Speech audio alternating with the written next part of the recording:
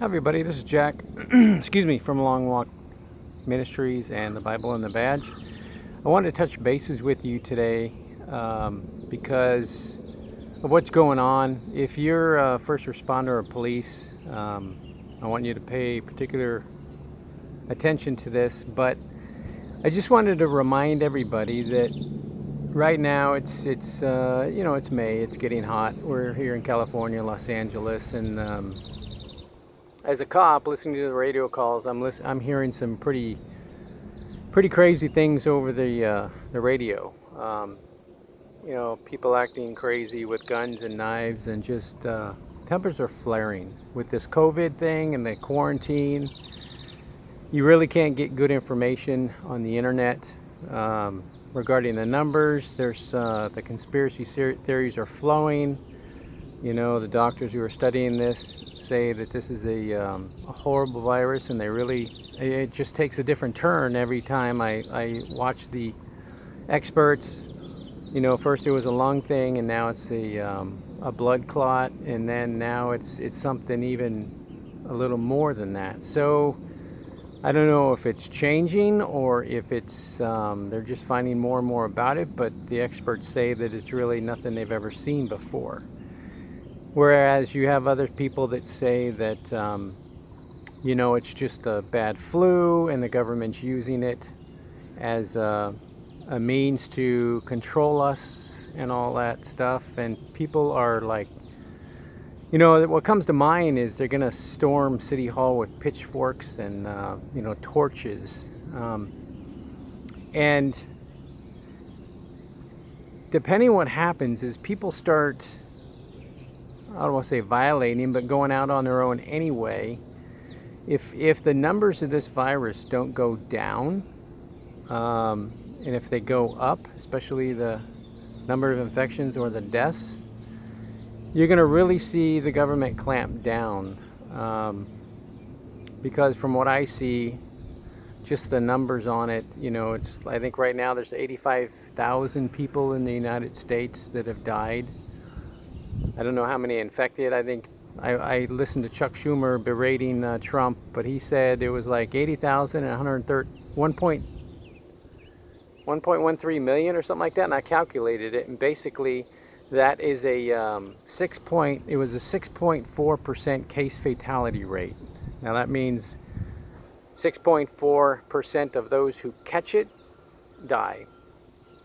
And there's all the things about, the being old and sick already and all that stuff, and people, and these are including people I know, are saying that it's they had outlying conditions and heart issues and lung issues, and my response is, all right, so what? Is it okay for them to die then? It's not okay for them to die. I have a lung issue. In fact, I just talked to my lawyer regarding that, and if I get it, I don't know. It's God. I'm going to rely a lot on Him. That's all I can do. But what I want to say is, if you are a police officer or a fireman, the nurses and doctors are already taxed, but if you're a police officer especially, or any type of law enforcement, you're going to start seeing an increase in just crazy, nutty, wacky behavior, because people are fed up. They're literally fed up. They're fed up with the federal government, this whole quarantine business. It's, their mindset is the big man is keeping them down. They're going to take advantage of this. So people are they're going to rebel. They're going to rebel. And unfortunately, you're not going to be able to get away from it, because when you go home, you're going to be reminded of it. You still might have, probably going to have quarantine issues and all that stuff. So it's going to be one heck of a year. And my advice to you and everyone is to, if you don't already, trust Jesus Christ. And if you do trust Him, now's the time to trust Him more. I gave my life over to Him about 5 years ago, and my walk with Him has been a long walk, slow walk, and that's the name of the ministry for that reason, but it also ties into bomb stuff. But the it takes getting used to giving something over and totally relying on God, on somebody that you can't see and touch, and say, and trust him that he's going to handle it. It's just not in the human psyche. But that's exactly what we have to do, and that's exactly what he wants us to do. And unless you have been doing it for a while, it's going to be very difficult for you to trust him, because your instinct is, as a man, especially as a police officer, is to handle the problem.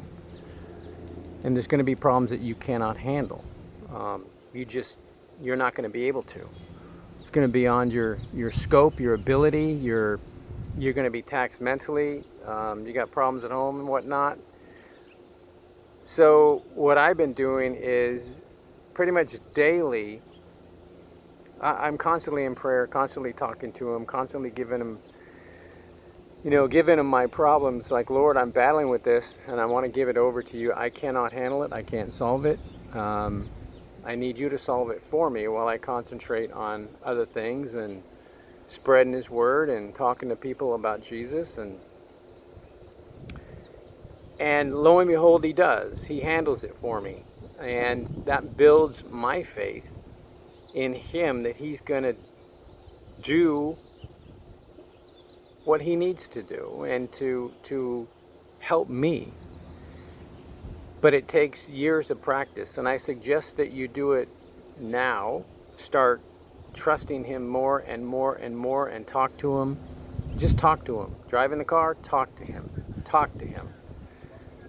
Because it's going to get worse. Every Bible scholar, even you look at Hebrew scholars and Muslim scholars, they say the same thing, that the Messiah, Jesus, is coming soon. And when they say soon, they mean really soon. And they can point to many scriptures in the Bible more than I can and prove it. And I believe he's coming very, very soon, which means we are in the birth pain stage of the Bible that Jesus talked about and God warned us about. And in this birth pain stage, we're going to be persecuted as Christians. It's going to be very difficult out there. There's going to be pestilence and famines and earthquakes and all that stuff. And you're going to see Satan. Hold on one second.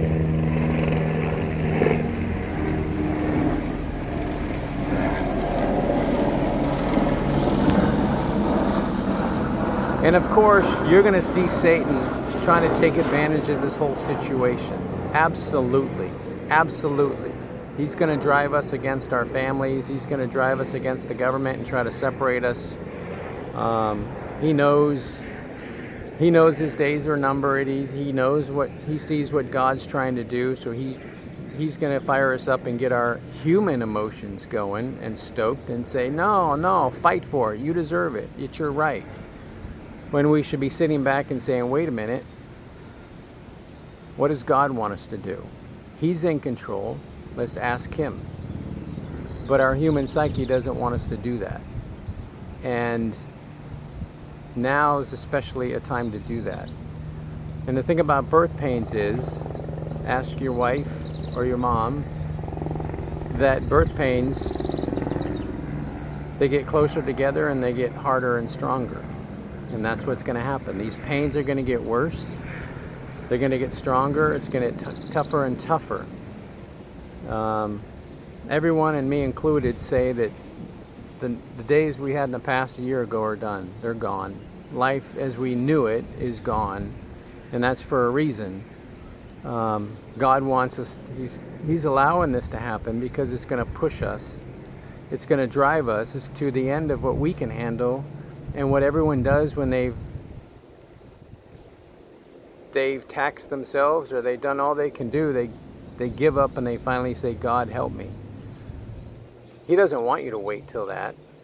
But unfortunately, that's a lot of human nature, is they wait until the end and they finally say, God, I need your help. Cry out to him and he will answer, but it's going to hurt. So I suggest you do it now.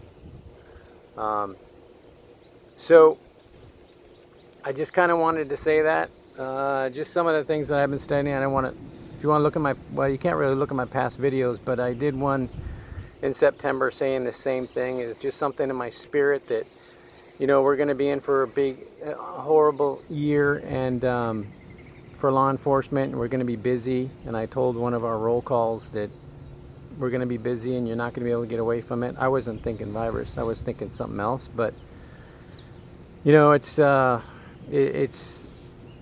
coming true. And I've also said that, you know, I do a lot of studying. I jump into studying the Bible. I jump into studying secular issues. I jump into studying this virus. And, you know, real quick, a little bit about me. I'm not real comfortable around people. I'm the weird one at work because I don't really hang around people. I'm not comfortable with what they talk about, especially being a Christian. I just don't know what to say half the time. I don't know what it is. I've never been comfortable around people and conversations and crowds. I just feel awkward.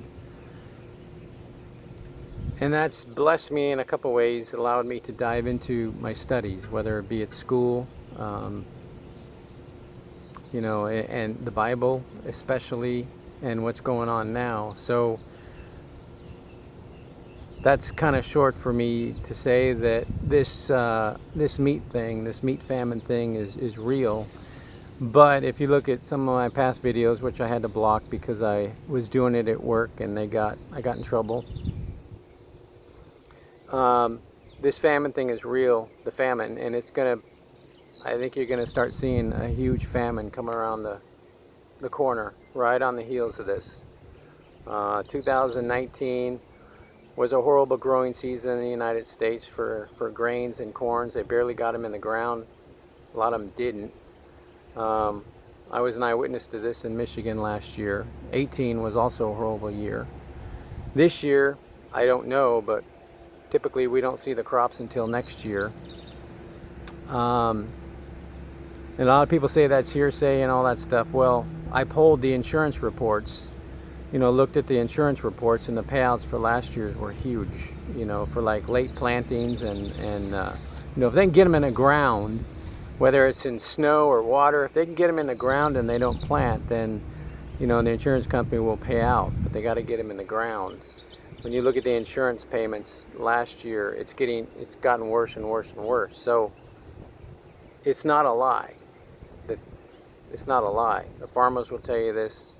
You know, you listen to, you know, the government experts and whatever, they say there's not going to be a food shortage. It's just a supply shortage. Well, it probably goes deeper than that. It's actually a growing shortage. But as Christians, we should not be surprised because Jesus warned us of the famines and the pestilence and earthquakes. I also follow earthquakes, and they've been increasing too. There's a huge, deep earthquake trend going on right now in the West Pacific.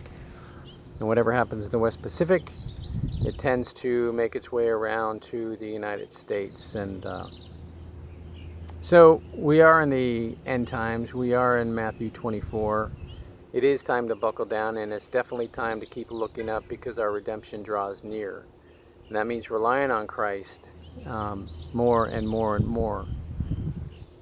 So I just wanted to say that if you're in law enforcement, buckle down. It's going to get busy. Continue relying on Christ. If you don't know Him, seek Him. Introduce yourself. He will show you who He is. He's waiting for you to call Him. Give your life to Him, because you're not going to be able to handle what's coming. If you're thinking of, you know, God forbid, suicide or anything like that, don't do it. You know, if your life is something you don't want, then give it to Christ. He'll do something with it, and He'll do something great with it. And you'll be a witness to Him. And He'll make your life better than you can ever imagine. It's going to be difficult, but He will help you through it step by step by step. So I wanted to say that. I don't want it to get too long. I just want to reach out to you guys, and I'm thinking about making another video about some miracles God has done in my past, just to kind of cheer people up. And so God bless you guys. I love you. Keep looking up. because Jesus is coming really soon. Bye, guys.